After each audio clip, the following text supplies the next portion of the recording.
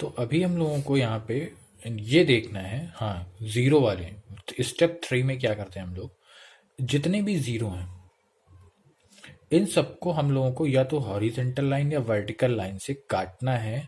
और ये मतलब ध्यान रखना है कि number of line should be minimum. ठीक है, चलो। इसमें क्या करता हूँ, इसमें करने का तरीका क्या होता है, जिस लाइन या रो में दो या दो से ज्यादा जीरो हैं, सबसे पहले उनको उड़ाओ। ठीक है, देखो, इसमें एक, इसमें भी एक, इसमें एक, इसमें ये एक, इसमें ये एक, एक, इधर दो, और ये एक एक, तो ये दो दिख रहे हैं ना, तो ये दो से एक से दो है ना, दो या दो से ज्यादा, तो सबसे पहले इनको उड़ाओ। ये लाइन काट दी। ठीक, अब बचा ये जीरो, ये जीरो, ये जीरो। क्या देखो, इन में से कोई भी दो या दो से ज्यादा जीरो एक ही लाइन से कट पाएंगे? ये ऐसे काटूंगा या ऐसे काटूंगा, एक ही कवर होगा। ऐसे काटूंगा, ऐसे काटूंगा, एक ही कवर होगा। इसे ऐसे काटूं या ऐसे काटूं, एक ही कवर होगा। यानी कि अब तीनों जीरो के लिए मुझे एक एक अलग अलग लाइन चाहिए। तो ठीक है, सबसे पहले मैं ऐसे कर देता हूं, फिर चाहो तो ऐसे कर लो, ऐसे कर लो, लेकिन कुछ ऐसे भी रखनी चाहिए। एक ऐसे, एक ऐसे। देखो, सारे जीरो कट गए। ये हो गया हमारा जीरो काटने वाला ऑपरेशन। ठीक, अब स्टेप 4 मुझे यहीं पे बताना पड़ेगा। मैं बता देता हूं, क्योंकि मुझे स्टेप 3 को देख के ही एक स्टेप 4 बताना पड़ेगा। स्टेप 4 होता है ऑप्टिमैलिटी टेस्ट। ऑप्टिमैलिटी टेस्ट क्या होता है, नंबर ऑफ, आर माने रो, सी माने कॉलम, नंबर ऑफ रोज और column should be equal to number of lines. चलो, रो या कॉलम कितने हैं, 1 2 3 4, 1 2 3 4, यानी रो या कॉलम है 4। लाइंस कितनी काटी है, जीरो काटने वाली लाइंस कितनी है, 1 2 3 4, ये 4। यानी कि ये दोनों इक्वल हैं, यानी कि यस, ऑप्टिमैलिटी टेस्ट में, यानी कि this solution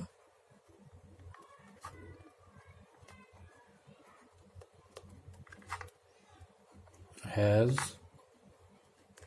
reached optimality.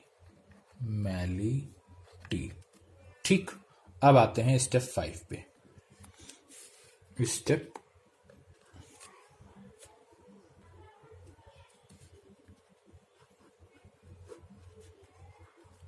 5, step 5 को कहते हैं, अब देखो सब कुछ हो गया ना, इस सॉल्यूशन हमारा ऑप्टिमल था अभी तक, तो अब कहते हैं असाइनमेंट।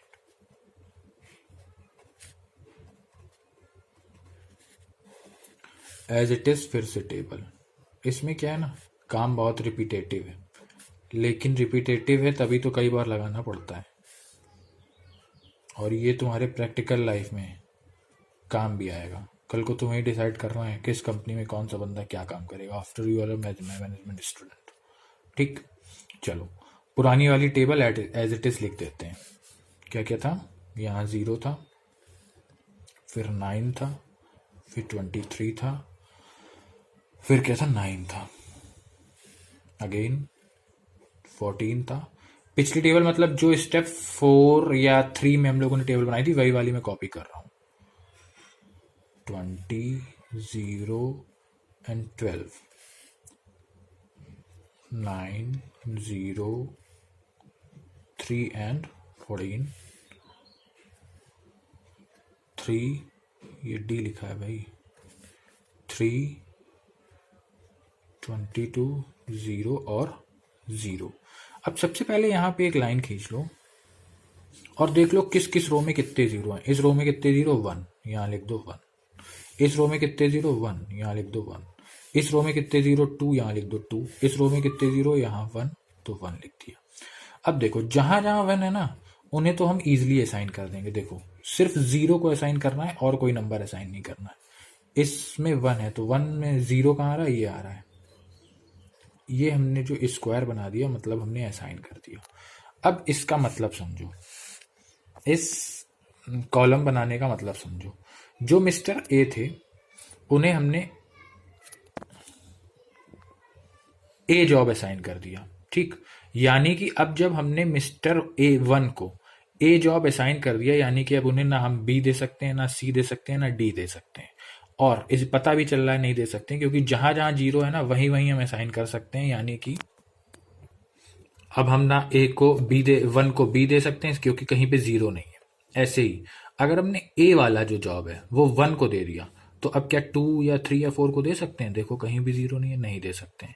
ऐसे ही चलो एक और समझते हैं, 3 मैं इसलिए समझा रहा हूं, अभी देखो समझ में आएगा। 3 में यहां भी जीरो है, यहां भी जीरो है, यानी कि 3 एक ऐसा बंदा है जो बी को भी बहुत अच्छे तरीके से कर सकता है और डी काम को भी बहुत अच्छे ढंग से कर सकता है।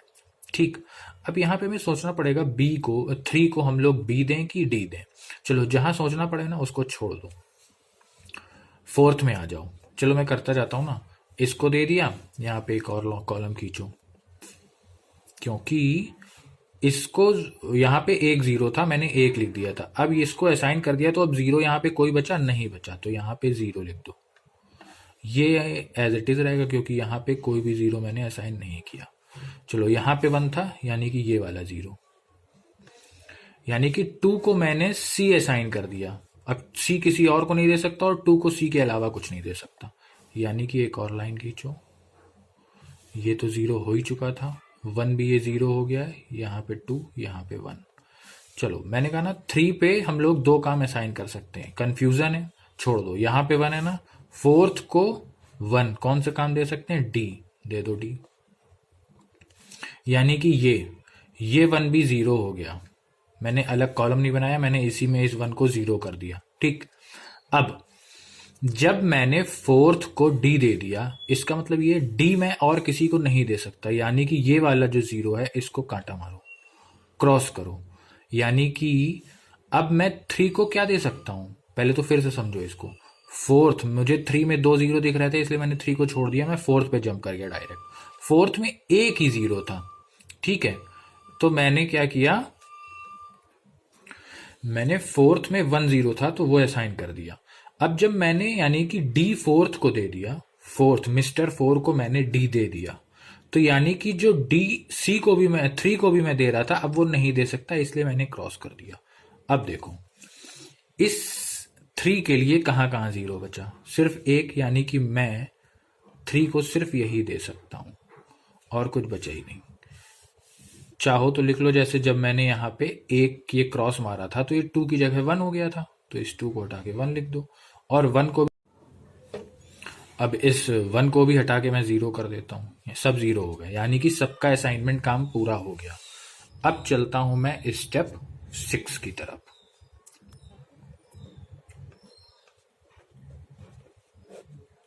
स्टेप 6 कुछ नहीं है, कॉस्ट कैलकुलेशन है। देखो कैसे, यहां पे लिखो जॉब, यहां पे हम लोगों को क्वेश्चन में गिवन था ऑपरेटर,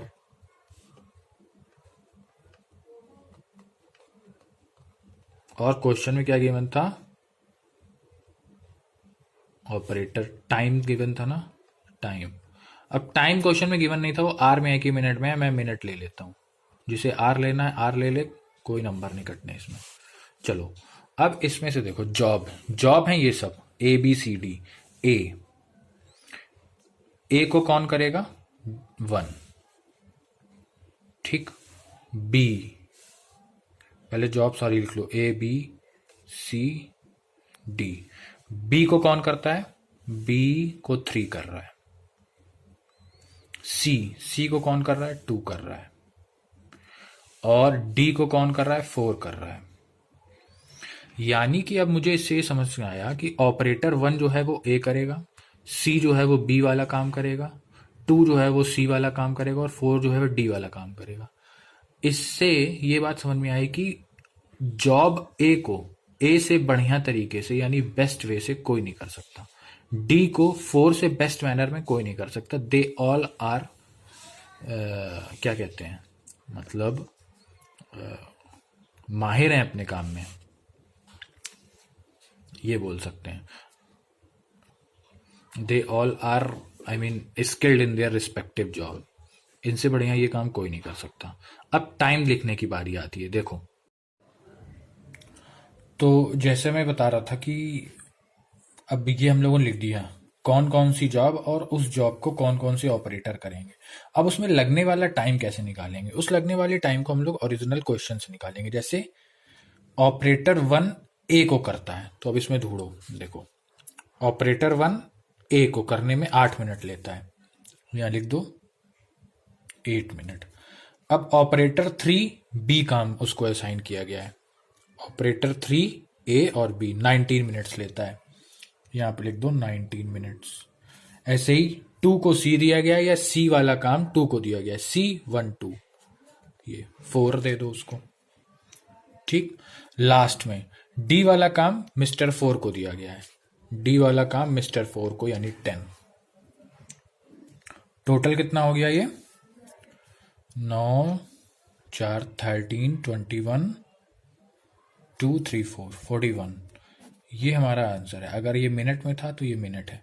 यानी कि अब अगर हम लोग ये वाले सारे जॉब इन पर्सन्स को असाइन करेंगे तो मिनिमम लगने वाला time will be 41 minutes. That's I am done with my solution and question. अब नेक्स्ट क्वेश्चन, ये क्वेश्चन मैंने आज क्लास में कराया था, ये आप लोग देख लेना और समझ लेना। अगर कोई प्रॉब्लम हो तो कल क्लास में इसको पूछ लेना, लेकिन कल क्लास में आना तो इस क्वेश्चन को कम से कम 1 या 2 बार लगा के। बाकी का अब आगे कल एडवांस्ड क्वेश्चन करेंगे और देखते हैं। ठीक,